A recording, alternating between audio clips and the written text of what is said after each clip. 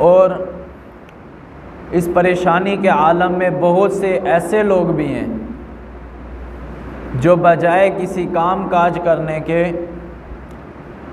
वो भीख मांगने पर उतर आए हैं। हाथ पांव हर चीज़ सलामत है उनके, लेकिन बजाय काम काज करने के, बजाय तजारत करने के, वो भीख मांगने पर उतर आए हैं जानबूझकर। हालांकि भीख मांगने के बारे में सख्त वईदें आई हैं। जो बंदा जिसके हाथ पांव सलामत हों और बावजूद उसके कमा सकता हो, कोई उज़र भी ना हो उसे, फिर भी वो लोगों से जाके लोगों के आगे हाथ फैलाता है, लोगों के आगे जाके भीख मांगता है, ज़कात मांगता है, सदका मांगता है, तो मर्ज़ुल मौत के करीब जो है ना, उस शख्स के मौत के करीब आज़ा जो भी होंगे जिस्म के, वो टेढ़े होना शुरू हो जाएंगे। मकसद दुनिया में ही अल्लाह पाक इसका इतना बड़ा अज़ाब दिखा देता है कि बजाय आपके हाथ में हिम्मत होते हुए भी, आप हर काम हर तिजारत करते हुए भी, हर चीज़ करने के बावजूद आपको भीख मांगने में क्या मिलता है? भीख तो वो लोग मांगे ना कि जो माजूर हों, जिसका कोई हाथ ना हो, जिसका कोई पाँव ना हो, जो कमाने से कासिर हो, कमा ना सकता हो।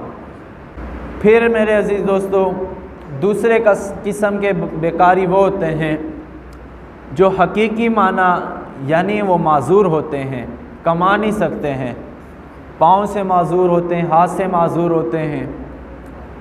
तो फिर अगर ऐसा कोई शख्स आ जाए तो इसको भी खैरात दे देनी चाहिए, नहीं देनी चाहिए? सदका खैरात देना चाहिए, नहीं देना चाहिए? दो किस्म के बेकारी हैं।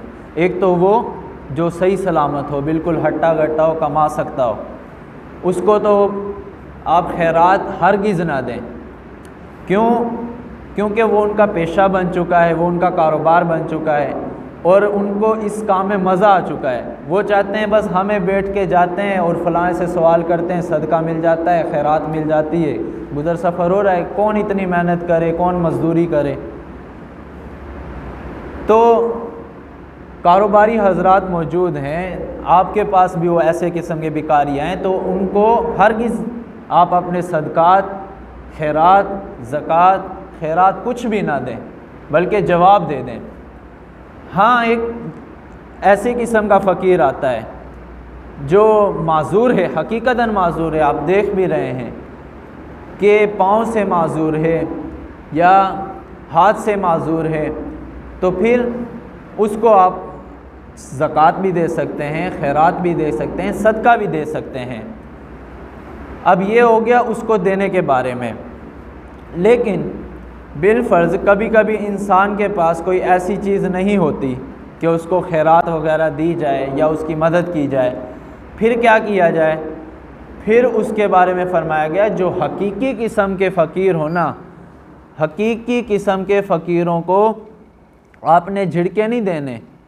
आपने ये नहीं करना कि भाई आप क्यों आ जाते हो, क्या है। सिर्फ़ आपने कौलम मारूफ़ुन, अल्लाह पाक कुरान में फ़रमा रहे हैं कि उसको आप अच्छे तरीके से ये कह दें कि भाई आप माफ़ करें, व मग़फ़िरतुन, कि आप माफ़ करें अच्छे तरीके से। झिड़के आपने फिर भी नहीं देने उसको। क्यों? क्योंकि वो अल्लाह के नाम पे मांग रहा है। ठीक, ये असूल बता दिया।